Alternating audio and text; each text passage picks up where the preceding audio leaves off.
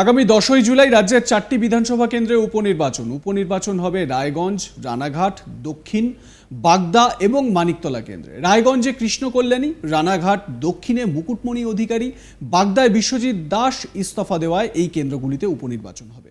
সাধন পাণ্ডের মৃত্যুতে বিধায়কহীন মানিকতলা কেন্দ্রটিও। উপনির্বাচনের জন্য বিজ্ঞাপন দেওয়া হবে আগামী 14ই জুন। মনোনয়ন জমা দেওয়ার শেষ তারিখ 21শে জুন। উপনির্বাচনের ফল ঘোষণা হবে 13ই জুলাই। সদ্য লোকসভা ভোট মিটেছে, নতুন মন্ত্রিসভার শপথ গ্রহণ অনুষ্ঠানও সম্পন্ন হয়েছে। তারই মধ্যে রাজ্যে নতুন করে ভোট ঘোষণা হলো। 4টি বিধানসভা কেন্দ্রে উপনির্বাচনের দিনক্ষণ জানিয়ে দিল নির্বাচন কমিশন। এই 4টি কেন্দ্র হলো নদিয়ার রানাঘাট দক্ষিণ, উত্তর 24 পরগনার বাগদা, কলকাতার মানিকতলা এবং উত্তর দিনাজপুরের রায়গঞ্জ। আগামী 10ই জুলাই এই 4 কেন্দ্রেই উপনির্বাচন হবে বলে নির্বাচন কমিশন সূত্রে খবর। 2021 সালের বিধানসভা ভোটে রায়গঞ্জ কেন্দ্র থেকে বিজেপির টিকিটে জয়ী হয়েছিলেন কৃষ্ণ কল্যাণী। পরে তিনি তৃণমূলে যোগ দেন। এবার লোকসভা নির্বাচনে তাকে রায়গঞ্জ কেন্দ্রে প্রার্থী করেছিল রাজ্যের শাসক দল। ফলে বিধায়ক পদে ইস্তফা দিতে হয় কল্যাণীকে। তিনি ইস্তফা দেওয়ায় রায়গঞ্জ বিধানসভা কেন্দ্রে উপনির্বাচন অবসম্ভাবী হয়ে পড়ে। 2021 সালে রানাঘাট দক্ষিণ কেন্দ্র থেকে বিজেপি প্রার্থী হিসেবে জয়ী হন মুকুটমণি অধিকারী। তারপর তিনি তৃণমূলে যোগ দেন। তাকে এবার রানাঘাট লোকসভা কেন্দ্রে প্রার্থী করেছিল তৃণমূল। মুকুটমণিও বিধায়ক পদ থেকে ইস্তফা দেন। গত বিধানসভা নির্বাচনে বাগদা কেন্দ্র থেকে বিজেপির টিকিটে জয়ী হয়েছিলেন বিশ্বজিৎ দাস। তাকে এবার বনগাঁ লোকসভা কেন্দ্রে প্রার্থী করে জোড়াফুল শিবির। বিধায়ক পদ থেকে ইস্তফা দিয়েছিলেন বিশ্বজিৎ। গত বিধানসভা নির্বাচনে কলকাতার মানিকতলা কেন্দ্রে জয়ী হয়েছিলেন বর্ষিয়ান তৃণমূল নেতা অধুনা প্রয়াত সাধন পাণ্ডে। রাজ্যের প্রাক্তন মন্ত্রী সাধন 2022 সালের ফেব্রুয়ারি মাসে প্রয়াত হন, কিন্তু তারপর দীর্ঘদিন মানিকতলা বিধায়কহীন থাকলেও সেখানে উপনির্বাচন হয়নি। কারণ এই কেন্দ্রের পরাজিত বিজেপি প্রার্থী কল্যাণ চৌবে হাইকোর্টে পিটিশন দাখিল করেছিলেন। কমিশন জানিয়েছে, উপনির্বাচনে প্রার্থীদের মনোনয়ন জমা দেওয়ার শেষ দিন 21শে জুন, মনোনয়ন প্রত্যাহারের শেষ দিন 26শে জুন। ভোট গণনা হবে আগামী 13ই জুলাই। পশ্চিমবঙ্গ ছাড়াও দেশের আরও 6টি রাজ্যের 9টি কেন্দ্রে আগামী 10ই জুলাই উপনির্বাচন হবে।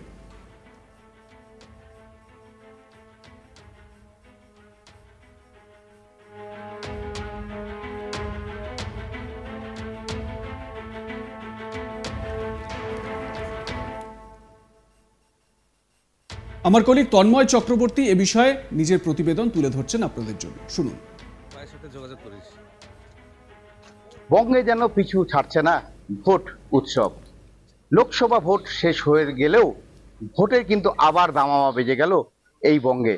অর্থাৎ বিধানসভা উপনির্বাচন হতে চলছে পশ্চিমবঙ্গের 4টি বিধানসভা কেন্দ্রের। এই 4টি বিধানসভা কেন্দ্রগুলো হলো রায়গঞ্জ, রানাঘাট, দক্ষিণ বাগদা এবং মানিকতলা কেন্দ্র। যেগুলো মধ্যে রায়গঞ্জে যেমন কৃষ্ণ কল্যাণী, তিনি বিগত দিনে বিজেপি বিধায়ক হয়েছিলেন, কিন্তু সম্প্রতি যে লোকসভা নির্বাচন হয়েছে সেখানে তিনি যেহেতু তৃণমূল কংগ্রেসের টিকিটে লড়াই করেছেন, সেহেতু তাকে ইস্তফা দিতে হয় বিজেপির বিধায়ক পদ থেকে। অপরদিকে রানাঘাট দক্ষিণে মুকুটমণি অধিকারী, বাগদায় বিশ্বজিৎ দাস ইস্তফা দেওয়ায় সেখানেও নির্বাচন হচ্ছে। অপরদিকে বিধায়ক সাধন পাণ্ডের মৃত্যুতে খালি হয়েছে মানিকতলা কেন্দ্র। ফলে এই 4টি বিধানসভা কেন্দ্রে উপনির্বাচন হতে যাওয়ায় আবারও ভোট উৎসবে কিন্তু মাতোয়ারা বলা চলে এই 4টি কেন্দ্র। এখানে 14ই জুন এখানে বিজ্ঞপ্তি জারি হবে এই উপনির্বাচনের, এবং মনোনয়নপত্র জমা দেওয়ার শেষ তারিখ 21শে জুন, এবং ভোট হবে 10ই জুলাই, এবং ভোটের ফলাফল হবে 13ই জুলাই।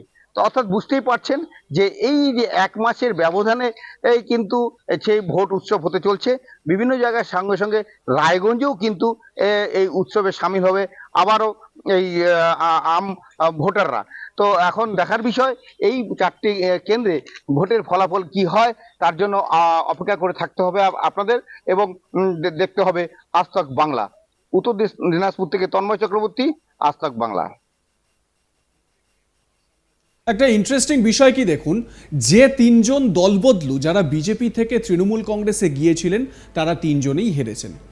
মুকুটমণি অধিকারী, বিশ্বজিৎ দাস এবং কৃষ্ণ কল্যাণী, এরা প্রত্যেকেই এবারের লোকসভা নির্বাচনে হেরেছেন।